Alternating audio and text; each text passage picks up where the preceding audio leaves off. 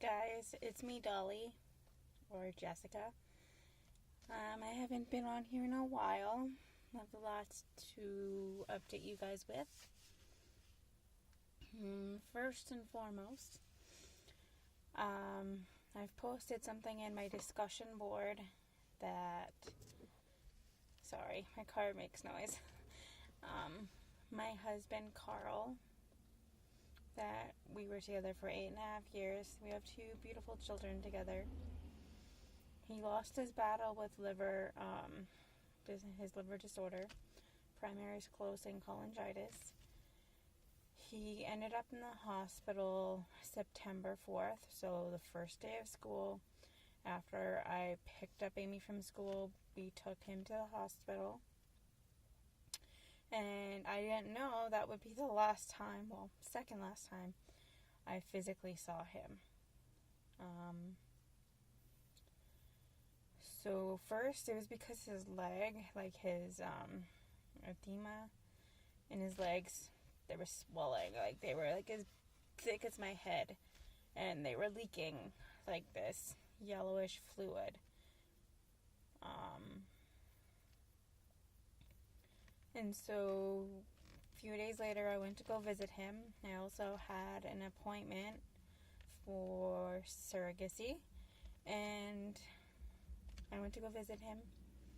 He was basically bedbound. He wasn't able to walk. He had had to use a bedpan, catheter, all that kind of stuff. And then a few days later, while I was talking to him on the phone, trying to make plans to see him again in hospital, his nurse comes in while we're on the phone and tells him he's being transferred to Edmonton Hospital, that day, that night. So basically, first they're like, oh, you have an hour. So I'm trying to make plans and trying to get the kids ready, and then they change it few minutes later. Oh, you have half an hour. I'm like, I don't know if I can get there. It's not that far, but I have 2 kids. I have to find parking. I have to get their booties up to the hospital. I don't know if I'll make it. So then a few minutes later, they're like, oh, 15 minutes. And then that was it. He went to Edmonton Hospital. I went about maybe a week, few days sometimes, without being able to talk to him on his phone because his phone would die and not be able to hold a charge or charge at all. So I would have to contact the hospital a lot to just see how he's doing, talk to his nurse. And then he was in hospital that whole time. And in November, I had another appointment that had to do with surrogacy in November 14th. No. November 15th, I had that appointment. November 14th was the last time I talked to him on the phone. Basically, the whole time I was talking to him on the phone when I could in Edmonton, he was delusional, not all there, kind of like someone that would have Alzheimer's. Wasn't making sense, wasn't understanding what I was saying. And then he would sleep a lot, from what his nurses told me. He also... It was different. It was I'm used to him being a little loopy, but this was different, and that was the last time I ever talked to him on the phone. And then the next day, when I had my appointment, wasn't thinking anything of it, went for my appointment, and then I get home, pull into my parking stall, and then I get a call from my father-in-law, Karl's dad, saying that they transferred Karl to the ICU and he's incubated. So basically, incubation is when they put a tube down their throat and help them breathe. They also called it life support. And then we made plans to go to Edmonton.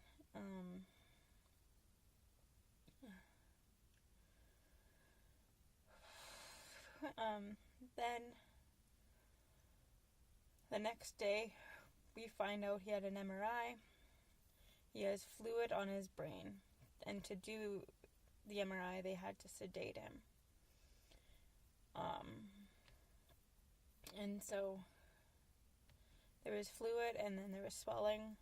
And basically, from what we looked up, that was like stage 4 of his PSC. And basically after that, it's either get a transplant right away, which he was not in the condition to do so because of his blood infections and all that stuff from all his teeth being pulled, which he had done in Edmonton. And then, sorry, I'm trying to go in order. And then when we get there, basically, we get there Saturday, because that's the soonest we could get there. We get there and he's basically in a coma. Normally he would be in a lot of pain and jump out of his skin and like freak out and yell if you even brush his feet or his toes. Nothing. No reaction. He would do like some flinches, but we were told that's like reflexes. And it wasn't like any intentional movement, like trying to wake up kind of thing. So basically they put him, before we got there, they put him on a very like strong steroid thing, and they were seeing how that would work and see if that would help and see if he would wake up. He didn't. And then while we were there, the last day that he was supposed to be on it, we were talking to the doctors and they said he was getting worse. Like, he was basically gone. He wasn't brain dead, but he was gone. Karl, we knew, was gone. And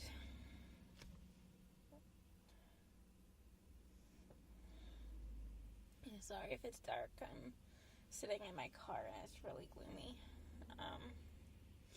The Karl we knew was gone.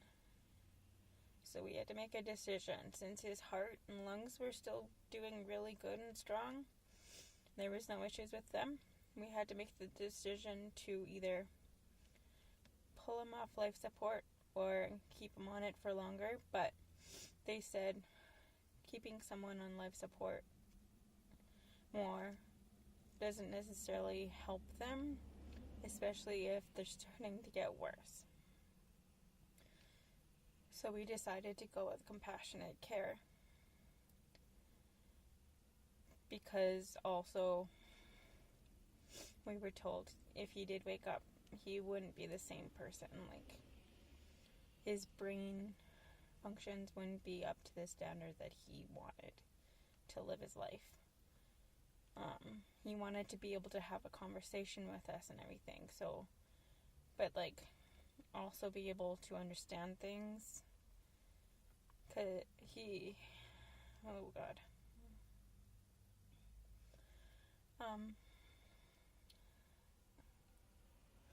I'm not editing this, I'm gonna direct upload it. And so we made the decision to take him off and see how he does. So we left, because Karl's dad didn't want to be there to see him struggle when he passed, because they said ultimately that's what it's looking like it was going to happen. And so we left. They took him off, and then November 21st at 9:55 p.m., he passed away.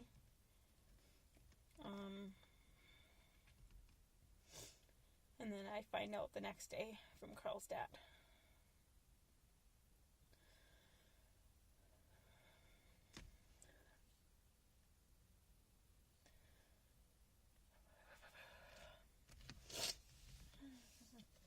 We did bring the kids. Amy didn't really understand what was going on. Noah eventually kind of understood what was going on, but I don't know what extent he knew.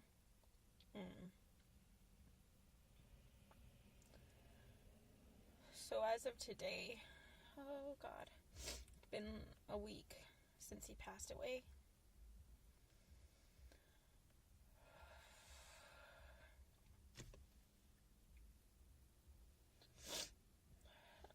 I have my moments.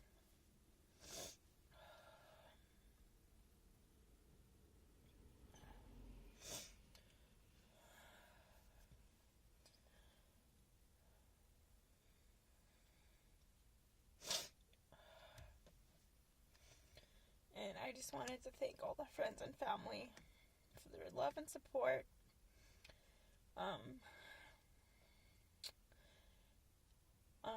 And we don't have a date set for a celebration of life yet, but when we do, I guess I will share it. I don't know, maybe I'll share what happens afterwards. I don't know. We'll see how I do. But yeah, also, I am no longer vegan. I just can't. I don't know, when we were in Edmonton, my body felt like it needed, like, animal proteins and things like that. And that's what's making me get through this right now. Who knows, I might go back to get rid of animal products again. I don't know, I can't make any promises, but right now I'm eating animal products. And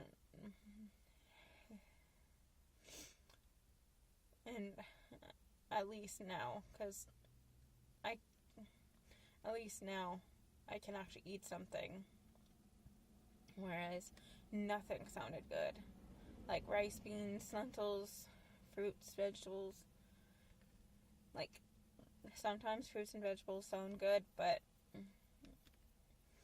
I don't know, anything that I used to eat does not sound good. So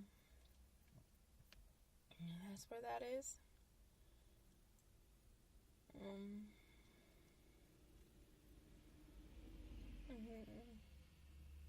Yeah, so basically,